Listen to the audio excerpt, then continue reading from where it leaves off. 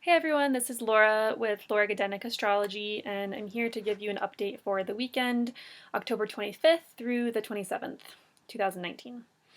So this is a pretty big weekend. There's a lot going on, a lot having to do with relationships, which has been the theme for the past month. So Friday, the moon moves into Libra.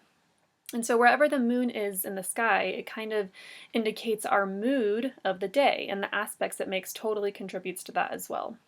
So with the moon moving into Libra, the theme is relationships, spending time with loved ones, with friends, with lovers, really just one-on-one time. And so that's going to kind of be accentuated for the weekend for a few different reasons. First of all, on Friday, we have Venus and Scorpio making a sextile to Pluto and Capricorn. So remember, Venus is the planet of love, relationships, finances, and money. And Pluto is the planet of trials and tribulations and the transformations that come from them. Pluto's a very deep planet, very intense, and likes to get to the bottom of the matter, or get beneath the surface. And so sextiles are really sweet opportunities that we have to take action on. Nothing's going to really come your way or happen automatically. It's more about us taking action. And so this is a really great chance to go deep with a partner, a friend, someone that you are close to, maybe discuss or explore the dynamics in your relationship, the power structure. It's a really good time to get your finances in order and make a long-term plan for your finances.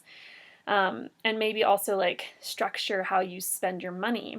Research what you spend your money on. Scorpio is a very research-oriented sign because it wants to get to the bottom of things. And Pluto also has that tendency. And in Capricorn is the sign of structure, systems, planning, that type of thing.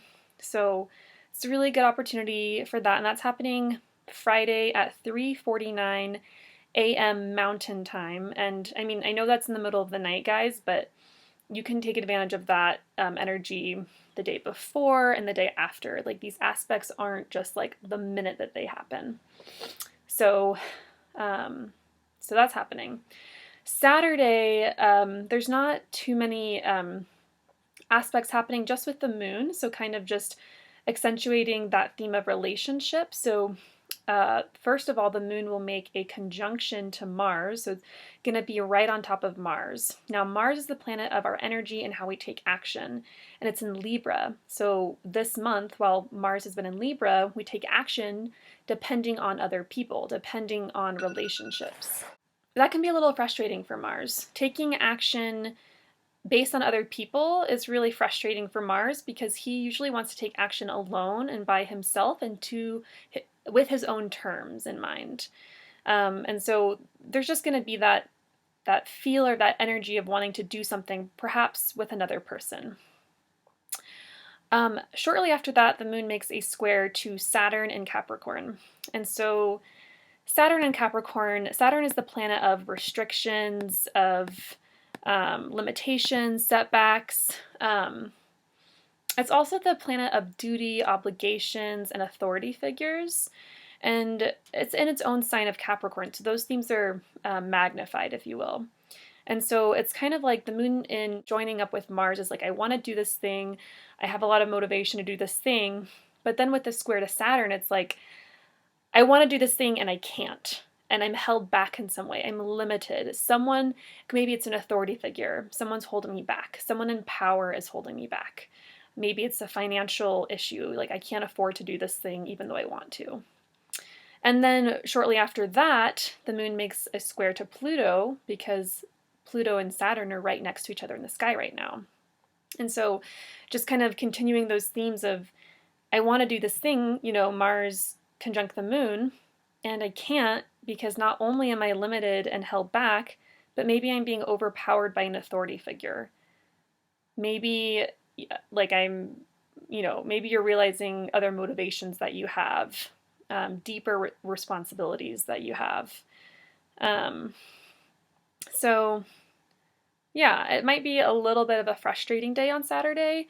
I would say don't really plan a lot. I would say don't set an expectation for yourself to get a lot done, because I don't think it's going to be as productive as you might want it to be. I don't think that you will necessarily be able to do what you want, basically. So that's kind of my advice. And yeah, just kind of just leave a lot of room in the day to get things done on like slowly, basically. So okay, so we get to Sunday, which is a really big day. And it's a really big day for a couple of reasons. I'm sure a lot of you know there's a new moon happening on Sunday in Scorpio, but before we get to the moon actually makes an aspect to the planet Jupiter. It makes an aspect called a sextile, which I touched on before. Sextiles bring ease, opportunity, and flow that we need to take advantage of. But this is a little bit tricky because with the moon making a sextile to Jupiter, there might be this sense of optimism, of enthusiasm, of belief, of being inspired, of, wanting to, maybe it has to do with wanting to set your intention for the new moon. Like maybe you feel really inspired about what you want to set your intention for, what do you want to create, bring into your life.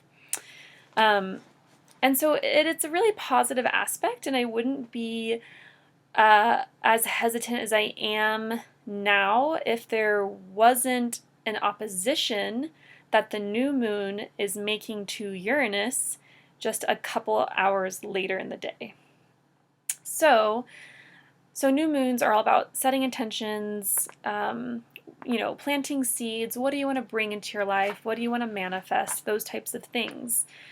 And Uranus is about surprises, disruptions, chaos, particularly unexpected events happening. And so the new moon is happening directly opposite to Uranus. And whenever two planets are at odds with each other, they are basically walking away from each other. They're not in a relationship, they're opposing each other. They have totally separate goals. And usually when that happens in astrology, one planet wins over the other. And in this case, I will say the moon is not super comfortable in the sign of Scorpio, which is where the new moon is happening. And so Uranus kind of has the upper hand here. And so I would just say be careful what it is that you make your intentions for. Be careful kind of what you wish for. Be careful what you set into motion. I would definitely wait. I think this weekend is a lot about waiting, not only being stopped in our tracks with Mars and Saturn involved, but just waiting and not really setting too many expectations for yourself, just because that element of surprise can really come in strong here. And so, like I said, with the moon sextiling Jupiter to begin with, you might feel very optimistic, very inspired, and very, have a lot of faith in something. And then a couple hours later, there's this disruption that happens to that. So just take it slow and be cautious, I would say. Give yourself room for surprises to happen. To know kind of what area of life this is affecting, you have to know a little bit more about astrology. But essentially, Uranus is in Taurus and the new moon is happening in Scorpio. And so those two signs are opposite of each other. And so if you know in your chart what house, where Scorpio is ruling, like what house Scorpio is ruling, and also where Taurus is in your chart, like what house cusp it is in your chart, then you'll know kind of the topics associated with these surprises. So just a quick rundown. If this is happening in your first and seventh house, so whether, the new moon or Uranus is either in your first or in your seventh house, there's going to be tensions or surprises around self and identity and body and partner and relationship. If this is happening for you in the 2nd and 8th house, it's going to be around money, your things, your possessions, your money, versus shared resources, versus debt, taxes, inheritance, death, those types of things. If this is happening in 3rd and 9th house topics for you, it could be K through 12 education for the 3rd house, or local neighborhood, or siblings, something to do with siblings, or communication of some kind. 3rd house is very much about like exchange, and the 9th house would be more like international travel, higher education, beliefs, belief systems, those themes. 4th and 10th house would be career versus home, or mother versus father, because those houses rule the parental access. 5th and 11th house, those are opposite each other. If the new moon is happening in one of those 2 houses and Uranus would be in the other, whichever one it is, there would be surprises or unexpected changes around children, around creativity, self-expression, and also friends in high places, hopes and wishes, community, friends in general.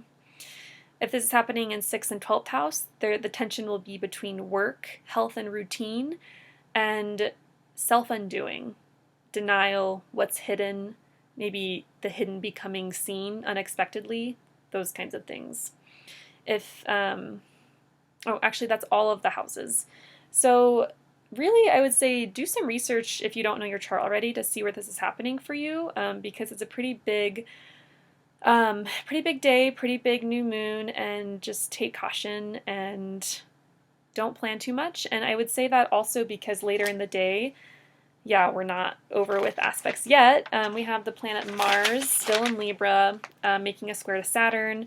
So similarly to what we talked about for Saturday, Mars in Libra really wants to take action based on relationships, making plans with a friend. And Saturn in Capricorn is like, no, you have duties, responsibilities, obligations you got to do. And so there's a tension there. There's a conflict between what you want to do with your buddy or your lover, your boyfriend, girlfriend, whatever, your partner, and what you have to do, like what you need to do, right?